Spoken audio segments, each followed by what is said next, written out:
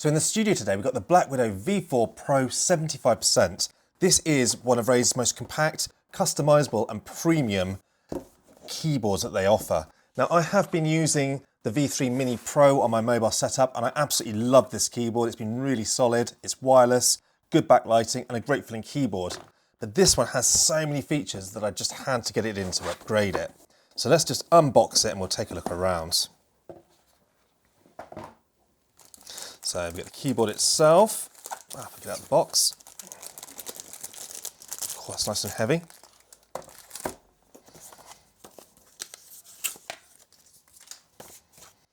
Got some hotkeys and instructions for the OLED display. The instruction manual, I love the way they do that, the black and silver writing. That is really nice. And of course, we got our Razer stickers. Really important stuff because this is an expensive keyboard. Right.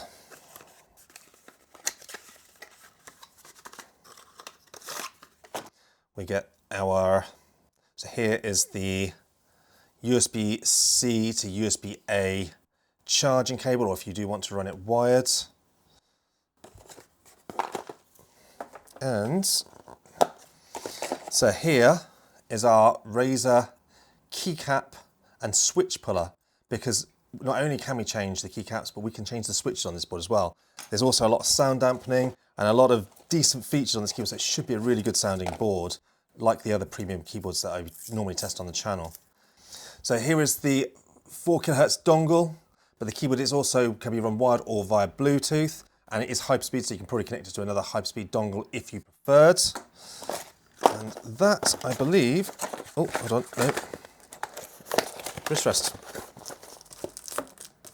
Here's the wrist rest.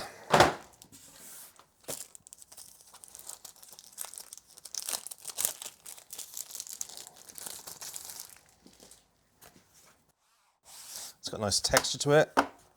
It's nice and soft. Right, let's get the keyboard out and have a look around it.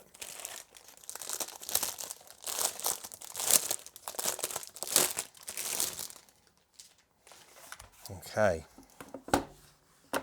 So good, that's good news. It's magnetic, so the actual wrist rest does grip to the keyboard, which I like. We've got PBT keycaps. Wow. So I've got the Razer orange tactile switch. Does feel really nice. Let's just have a quick look. So there, you can see that. The tactile bump is very, very light. So you could still use this as much for gaming as you would for typing, but you can just feel it. That does feel really nice. Again, because it is a hot swappable, you can change the switches to your choice anyway if you don't like Razer's switches, but when you're paying this much for a keyboard, you're probably going to want the switches they're providing you. As you can see, this is a 75%. I like the way they've done this layout. So they've very slightly separated the cursor keys. They're not crammed in like they are on my V3, which makes it very difficult to switch between the shift and the cursors. You get used to it, but having that little bit of separation makes it easier to locate those cursor keys. And then on the right, you have your page up, your page down, your delete and your insert. Again, they've put a gap now, unlike the older one. So it's easier to differentiate between the enter key and your other switches. Now, bear in mind, I am in the UK, so I've got the UK version, which is why I've got this strange looking enter key. If you're in America, then you'll obviously get your standard ANSI layout. You can see the OLED display. We'll fire this up on Synapse a minute and take a look. And a lovely tactile wheel here, which also clicks in. That can obviously do a number of different functions, which we're going to look at. When we look to the top of the board, you can see you can run it wired, Bluetooth or 2.4 gigahertz. We've got a nice recessed piece here for the USB, so that's going to sit in there nicely and lock in place. And although this is metal and quite solid, they've got a little plastic piece here for your wireless signal to transmit through the keyboard. Nothing on the left. Obviously you can see a button there as well as the button of the wheel on the right. And not a lot, just the Razer logo on the front. Moving to the back of the keyboard, you see the rubber pads, stop it slipping on your desk, and the nice Razer by gamers for gamers, and the 2-stage feet, which I love. I usually have mine quite high, which with the wrist rest gives a nice typing incline. So overall, this is a very expensive keyboard, but this is definitely the best feeling Razer keyboard I've ever had the pleasure of using.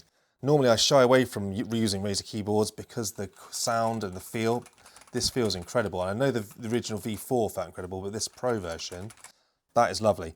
So I'm going to just quickly end that here, and I'm going to move to the back desk. We're going to put signups on here and start playing with it. Right, so we've now obviously moved over to my desk with my Razer Blade 18 2025, which we've just reviewed, and we're going to be just plugging in via cable to start with our new Blackwidow V4 Pro. Now, obviously, when we plug it in via the cable, we need to make sure we have the switch set to cable at the top, and that will charge the actual keyboard and allow you to work on the keyboard itself.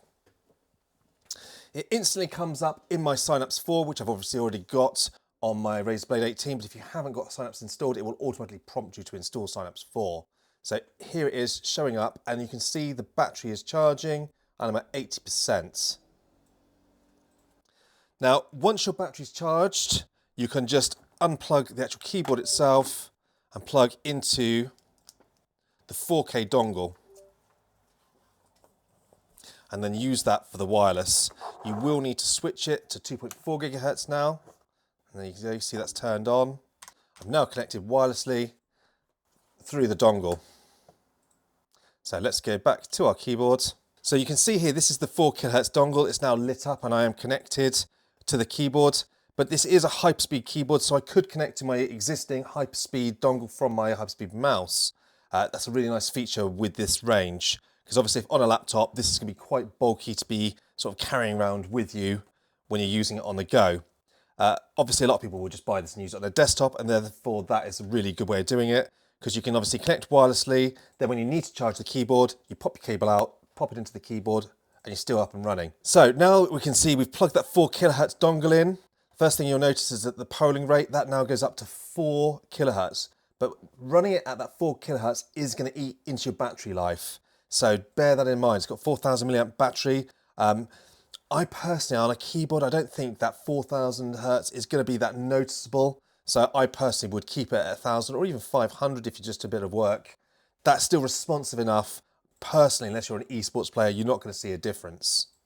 Now, obviously, being a modern Razer keyboard, it has got snap tap that can be enabled in signups for if you like that feature. You're a CSGO player or something where you are strafing around.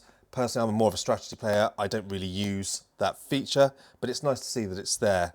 You'll notice as well, there's also like a gaming mode, which when you switch that on, it'll disable your Windows keys and other bits and pieces so that you're not having any accidental key presses in game. Now, as always with signups as well, you can reconfigure anything in the actual keyboard. You can click on it and just give it a new function, a new macro, launch a program, and we have the hypershift. So if we click the hypershift key, we can have a secondary mapping of all of the actual keys.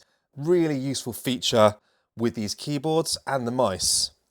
So moving across to the lighting tab, as you can see, we are set about 25% to obviously help with that battery life. If you plug it in wired, you might want to whack that up full because you don't care about battery, but it is nice and bright. Now you can see it's on spectrum cycling, so it will just cycle through the colors, but you can use some of the advanced effects. I really love the sort of the wave color scheme. It's one of my favorites, and this is one of my favorite effects. It looks absolutely stunning.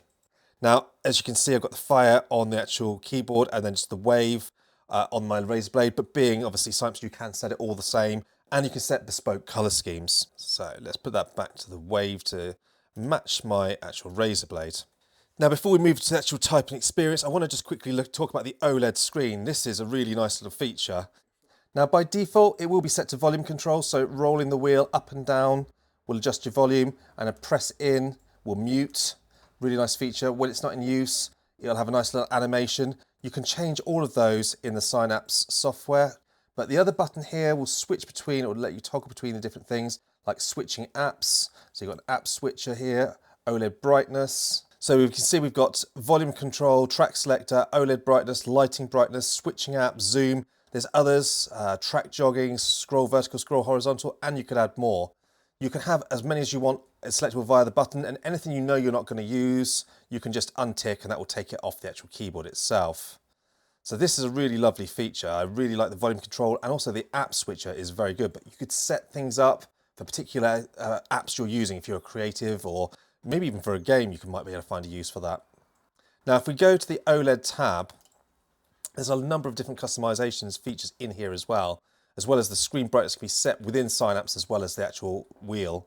We can see here we've got the different animations. So we've got either just a static image, and I'm going to just put it back to the animation. We've got emotes. We've also got banners, an audio meter if you're playing music, which I'm not. We've got system stats, and then we've also got keyboard info. And when we're looking at those animations or images, if we click on the edit, you can see that there are a number of different choices here. So you can click one of these and then we'll then switch the screen to that animation. So once I apply it, and we choose one we don't like, you can click here and you can actually replace it with your own GIF. And then likewise, if we go into the images, we can take an image. If we don't like one, we can make our own custom one, or you can just download something. Let's take that one, and you can upload your own picture. So you picture your face on your OLED screen on your keyboard. That's loads of different emotes as well. So really customizable. Now this, again, as I say, we've got the OLED brightness, which is handy. We also have the home screen load time, so the time before it goes back to the home screen, and it will dim it as well with after so many minutes of inactivity. And there's also a nice screensaver here if you want it, none if you don't want it, but it's really nice that it's so customizable on this tiny little OLED screen. Then lastly, just look at the little power tab here. This is quite good for saving a bit of battery. You can see that it will dim lights on this actual keyboard after so many minutes. You get a low battery warning after, when you're down to 20%. It will automatically, when on wireless, do some power saving after 15 minutes, and this can be adjusted. And you can also activate a power saving mode if you know you want to just quickly click it because you're not going to be using the keyboard. And then lastly, it just shows you here the actual status indicator on the actual little dongle itself. By default, it's set to battery status, so it will actually change color when you've actually, as your keyboard diminishes in battery life. You can just have it so it'll only turn on when there's a battery warning, so you can see it and recharge it up. And there's also one here, so you can click it so there's a connection status to show it's a solid light when you're connected to your keyboard. So it's nice that you can actually configure that functionality within this little dongle. With regards to the keyboard, with all of these settings that you can create and macros that you can create, you can save it directly to the keyboard itself. It has onboard profiles, so you can create a profile exactly how you want it and save it to, I think, let's have a look, 4 onboard profiles that you can set and switch to on the keyboard without even having Synapse on. So that's a really nice feature as well. So there we go, that's Razer Synapse with this Blackwidow. Just want to quickly now look at the keyboard itself and the typing experience. These orange tactile switches out the box sound and feel fantastic. I'm just going to get my microphone here and bring it out so we can obviously hear this. Okay, so just fired up a notepad. The tactile bump is incredibly subtle, but it's got a really lovely feeling. The wrist rest feels great. I really like the feel of the wrist rest. And listen to the keys.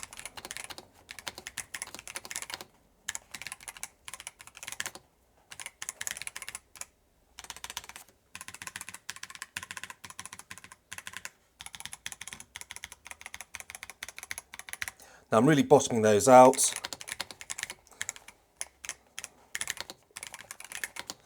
But this really does sound like a high-end mechanical keyboard. I'm not used to that from Razer. I've had a fair few of their Huntsman keyboards and they sounded terrible. This is by far the best sounding mechanical Razer keyboard I've ever used, and it feels, the pressure and the feeling on this keyboard is fantastic.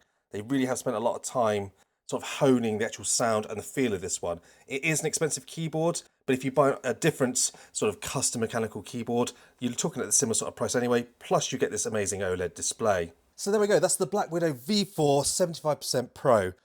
This has got to be my best feeling Razer keyboard I've ever used. I've used a lot, and I really like the V3 Mini. That was a great keyboard as well. This one's in a different league. Now it is expensive. I think this is about £250, brand new without any sales, but often on Amazon you get some really good prices on this one. So definitely keep a lookout for it. But overall, definitely so far my favorite Razer keyboard ever. And that is saying something. I've had a lot of Razer keyboards. Now, as usual, if you've got any questions, pop it in the comment section down below and I will get back to you. And lastly, thanks for watching.